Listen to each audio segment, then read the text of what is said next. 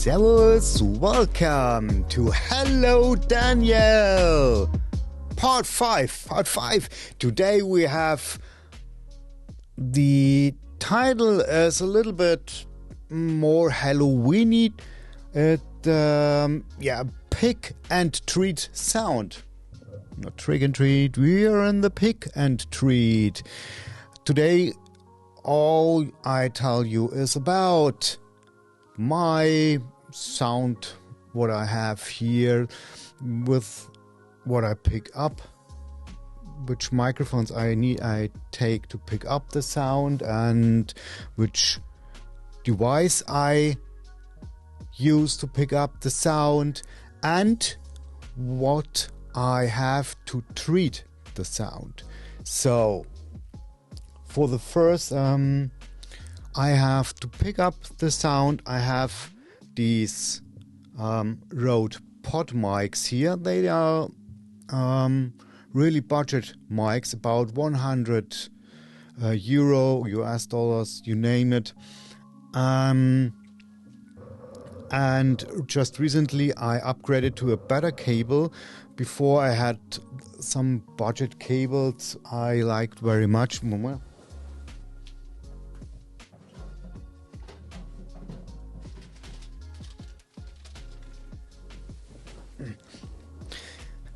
These stack microphone cables, you can get them on Amazon for really cheap, and what I like about them, they come in different colors. So I have these purple ones and I have these green ones, two of them. I like them very much, but as I have a very not so professional cable routing here in my studio, I had some interference in the microphone, some humming and some static noises in the microphone, and now I upgraded to a more expensive cable. These are the Vovox cable. Or are these the Vovox cables? I think these are the Vovox cables with a very good Neuralink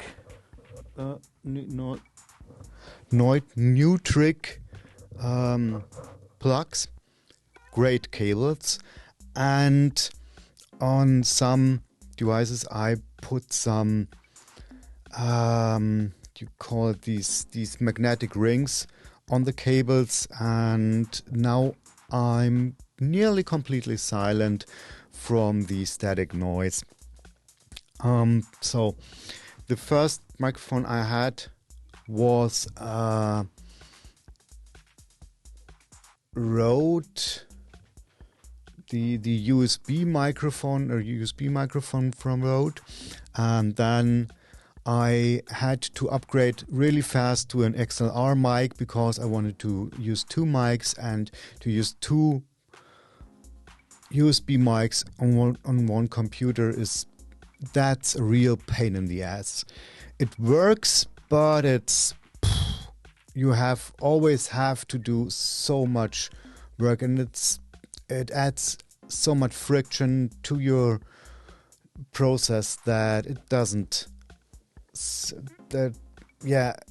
make fun anymore. And the second mic I'm just recently bought is the Røde NT5, but I come to that later. Okay, so the PodMic is from Røde, is a dynamic microphone. Here is the boxing. I just read what the box says. The PodMic is a broadcast quality dynamic microphone designed for podcasting. I'll tell you something in a minute.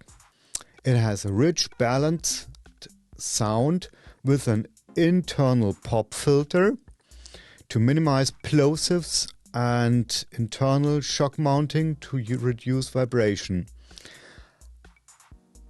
to this sentence, I have to say a little bit. The PodMic is optimized for use with the RødeCaster PRO, integrated podcast production console, but also offers blah blah blah. So the first thing is the build quality of this thing is astounding. It's incredible. It's very, very heavy. It's complete solid metal, and the sound without sound treatment you get out of this is very fine. It's more on the high end, and the low ends you have to boost in post or in the what do you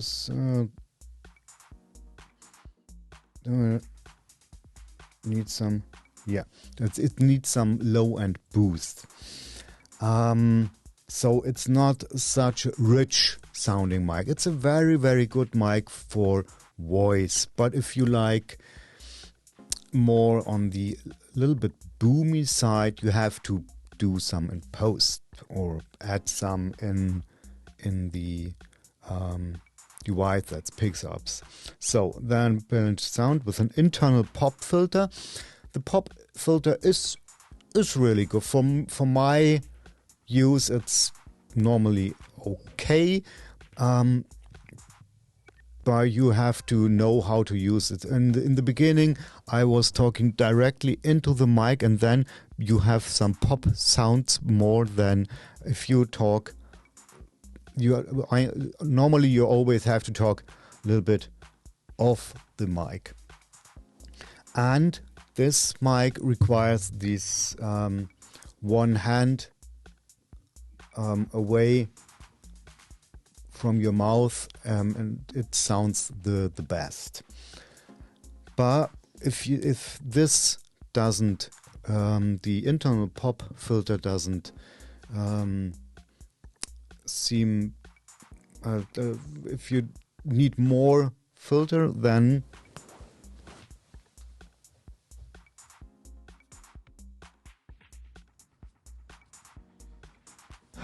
you can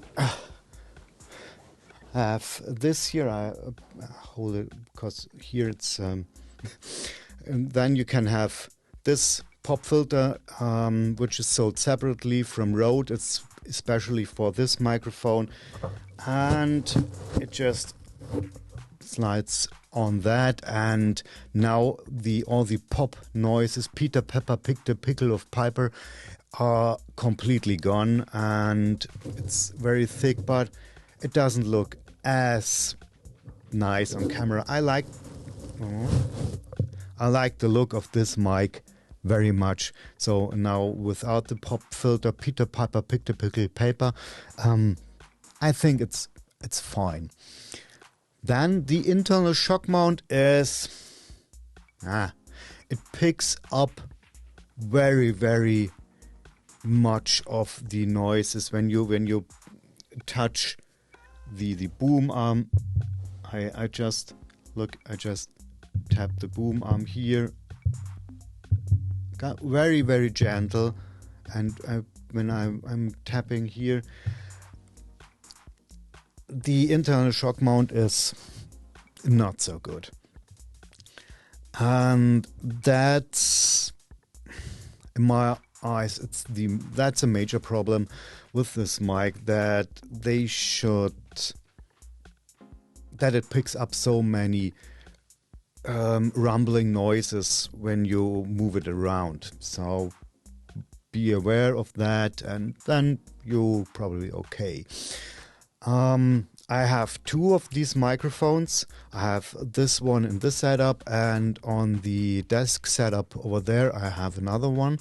The difference between these two are this runs on a 10-meter cable, the other runs on a 5-meter cable, but this shouldn't make any difference because this is a very good cable, and it's a balanced cable. This microphone runs through a cloud lifter. for the cloud, I choose this Dynamite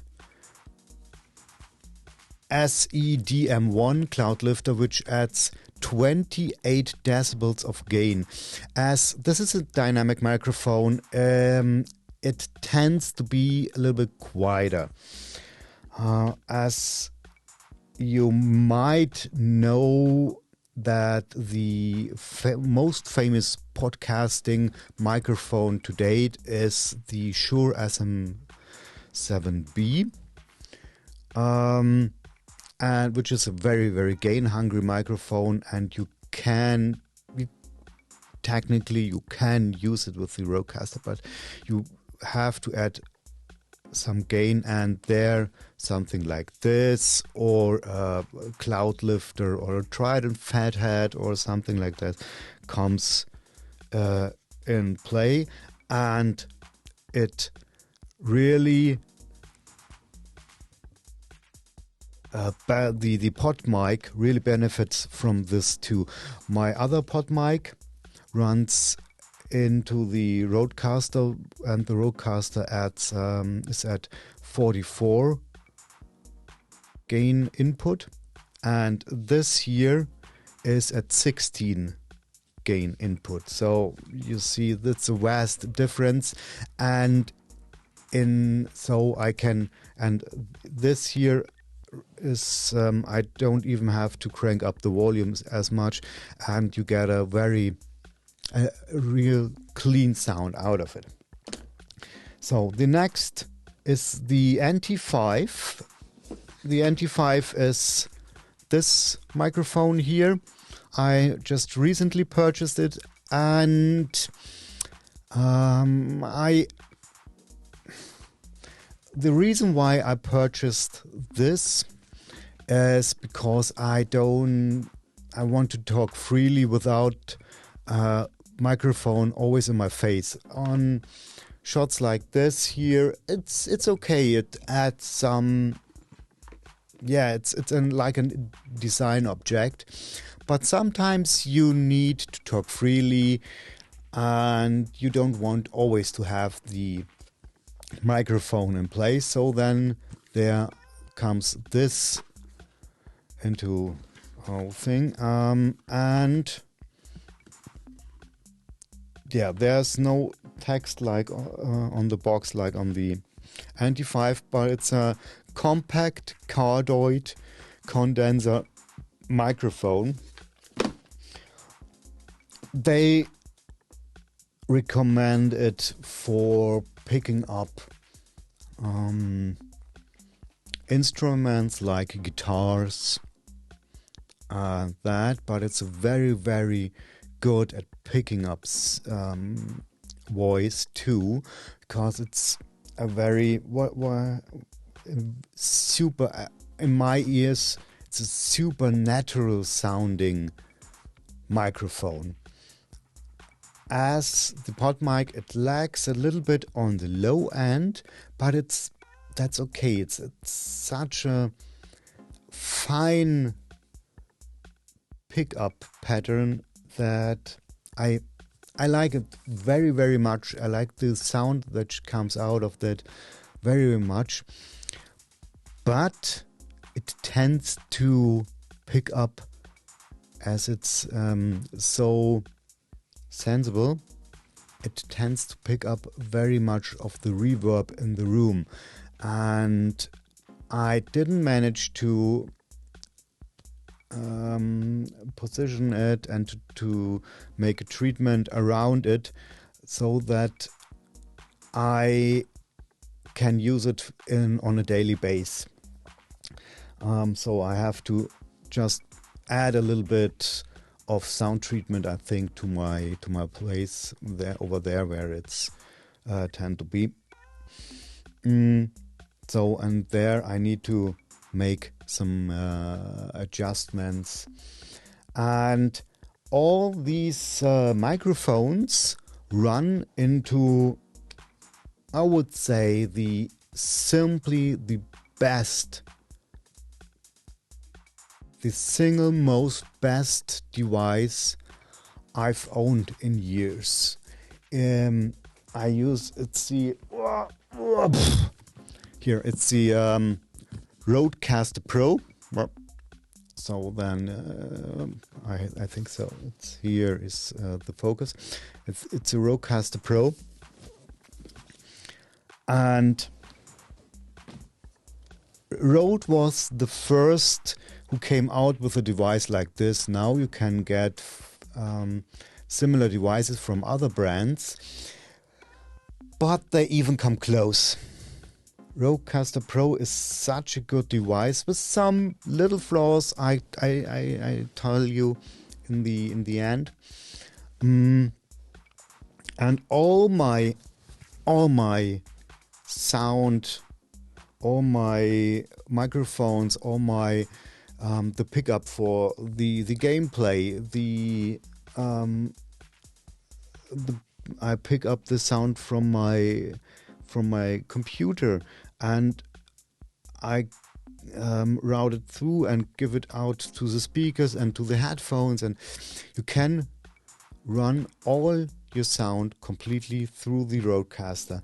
And the good thing about the RødeCaster, which what I like most about it, is that you have these tactile sliders and buttons, and especially for sound you always have to adjust a little bit, and especially when you're gaming or something like you always have to adjust a little bit. Or when you're podcasting, you can adjust the volume a little bit, or set someone on mute, and you have these tactile buttons, and believe me, that's an incredible benefit over someone who's only doing it via software in the computer. You can do it with software, but it don't even come close to the RødeCaster PRO.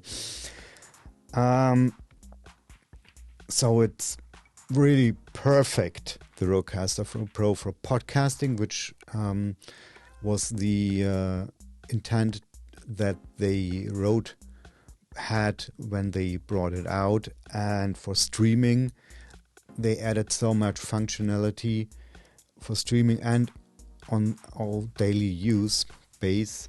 And the cool thing about Rode is that they really add new features. Every year there are coming new features via software update to it, and so they manage to keep this device fresh and new every year. And so I will definitely have to make a separate review on this device, which I love so much. The only I can tell you, I can spoiler you with the flaws I have with this. The preamps are not so good. You remember this thing here, which adds some gain to the microphones? It's because the preamps in the RødeCaster aren't as strong as I would love to have. So for a next RødeCaster PRO 2, a next version of that, I would love to have more gain. And the connections on the back are for the XLR, but it would be really cool if these are these combi jacks. That you have more versatility. And the sliders, they are really good, but they have this to cover against dust. They have this little plastic foily thing left and right from them. It would be nice to have this a little brush, a really soft brush there, and they make a little noise when you when you move them, they make this. You hear these. Yeah, that are the two things. Yeah, and the mic, the headphone outlet is always there's always a static sound. You always hear a light shh in it. So that's for me it's a perfect device which could have a little adjustments. And but if you buy all these gears and you put it in your house and it sounds terrible, it's because you don't have the proper sound treatment. Sound treatment is very, very crucial to recording sound. So I treated this studio here very, very well. I have this thick carpet on the ground. I have here these sound treatments on the walls. I have on this wall and on the opposite wall, and one here next to it, and I have one big curtain on this side, and all I made them all by myself. It's very, very easy. All you have to buy is some molten. It's a theater curtain molten on Amazon, which is about 12 euros per meter, and it comes in 3-meter length.